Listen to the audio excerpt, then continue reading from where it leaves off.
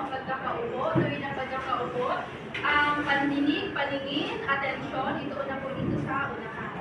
Okay? Bago ang lahat, manalangin muna tayo. Erase na ulit.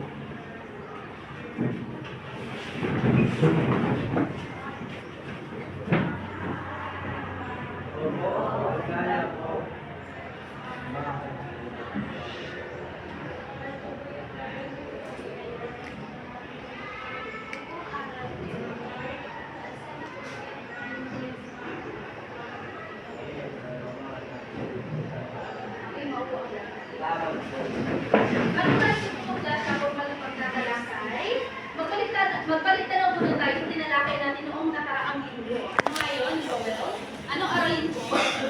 Okay, tungkol saan po yung aralin anin? Ilan?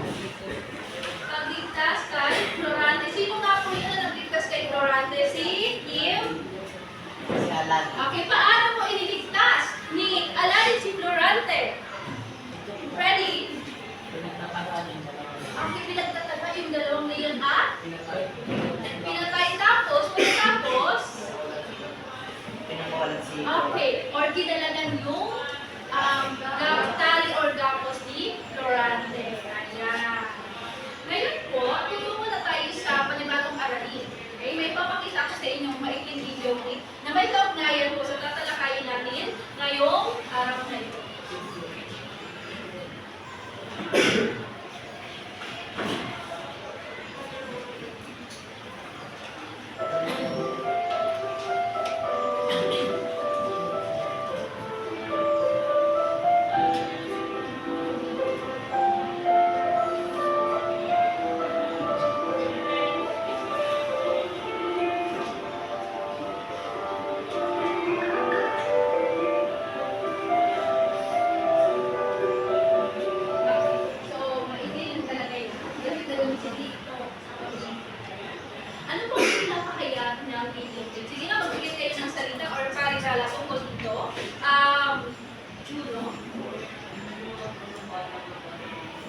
Okay, tinulungan ng bata yung matanda na magbitbit ng kanyang bat. Ano pa po? Ano pa? Meron pang sagot? Ikalawa, Mika, karagdagan ko. Ano masasabi mo sa video na iyong napanood? Maliban sa nabanggit na niyo. Okay? Mika, hindi Mika, kung yan. Ano ang masasabi mo sa video? Maliban doon sa pagtulong ng bata sa matanda.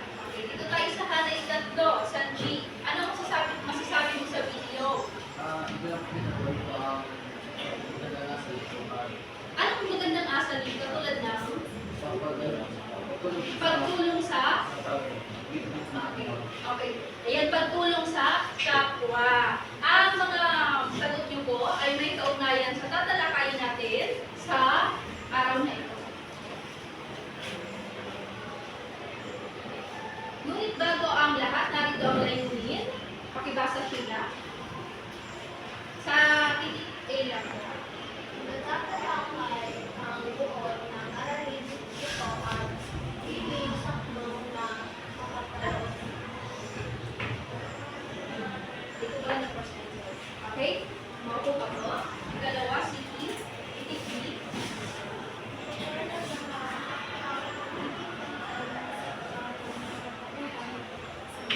Okay, at ikatlo, Angel.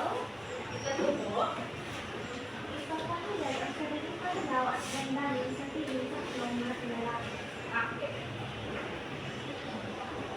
So, bago ang lahat, may mga malalalim na salita po na matatagpuan sa piling saknong na tatalakayin natin dito. So, alipin muna natin ang kasimbakulan para mas maganda yung laloy ng ating pagtatalakay. Okay, handa na po ba ang 8 amiability? Okay. Paano ito basahin ng sabay-sabay? Basahin ang bawat linya na nakaloob sa sakmo. Bigyan kahulugan ang lalim na salita na nasa loob ng awat at saka itapat ito sa kanyang kasinahulugan. Yan.